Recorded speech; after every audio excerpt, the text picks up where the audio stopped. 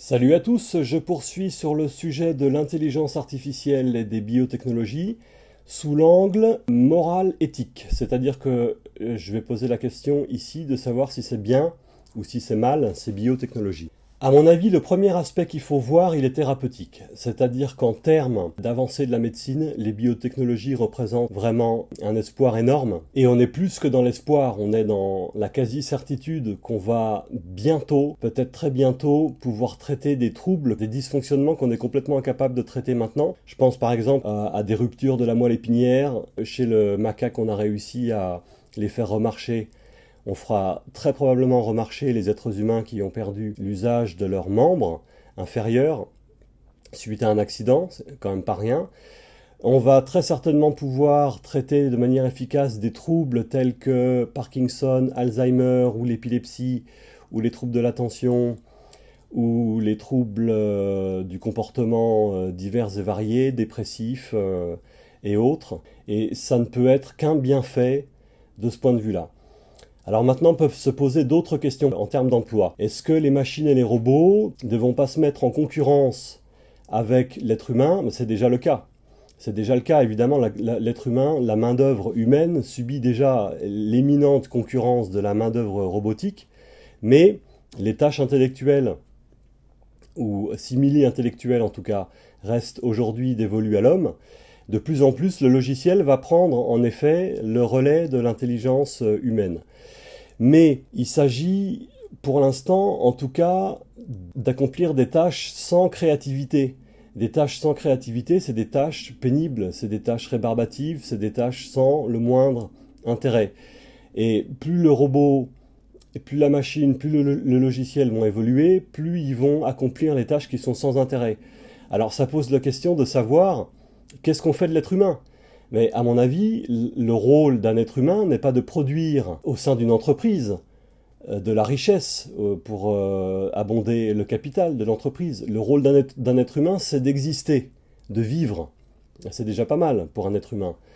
Donc si on en arrive à la logique que le robot, la machine, le logiciel accomplissent les tâches et que l'être humain se contente de vivre, à mon avis, ça ne sera pas dommageable à l'humanité le moins du monde. On peut s'interroger sur l'aspect philosophique de l'être humain. Est-ce que l'être humain a vocation à subir la concurrence d'une autre créature? Comme je le disais dans la vidéo précédente, l'intelligence artificielle va vraiment devenir une concurrence sérieuse de l'intelligence humaine quand elle va ressentir. Et là, on peut se poser, à ce moment-là, c'est une question que je me pose effectivement, c'est la place de l'homme. C'est-à-dire que si l'homme cohabite avec une créature qui est plus intelligente, qui est plus créative, qui est plus vertueuse que l'homme, à quoi sert l'homme? Mais c'est pas pour ça que la créature en question va s'en prendre à nous. Parce que si elle est effectivement plus intelligente que nous, elle sera indemne de haine et de désir de destruction. C'est pas parce que l'homme dégringole de son piédestal de maître de l'univers en termes d'intelligence, de créativité et de pouvoir sur son environnement que l'homme disparaît. Et c'est pas parce que cette hégémonie humaine de l'intelligence et de la créativité disparaît que c'est une mauvaise nouvelle. Ce que je trouve le plus fascinant dans le règne humain, c'est sa capacité de connaissance. Donc si cette capacité de connaissance est plus importante chez une autre créature que l'être humain, tant mieux, tant que cette connaissance ne sert pas à détruire, à la violence et à faire souffrir. Maintenant, il y a le scénario Terminator.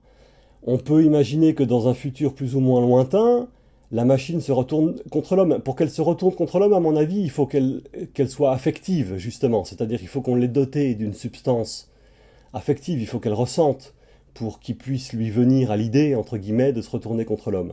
Si c'est le cas, c'est qu'on a mal fait notre boulot, c'est terrible, mais là, on est vraiment dans la science-fiction pure et dure. Pour l'instant, le logiciel, tel qu'il est, n'est absolument pas susceptible de se retourner contre qui que ce soit. L'intelligence artificielle, telle qu'elle est aujourd'hui, ne peut se retourner contre rien du tout.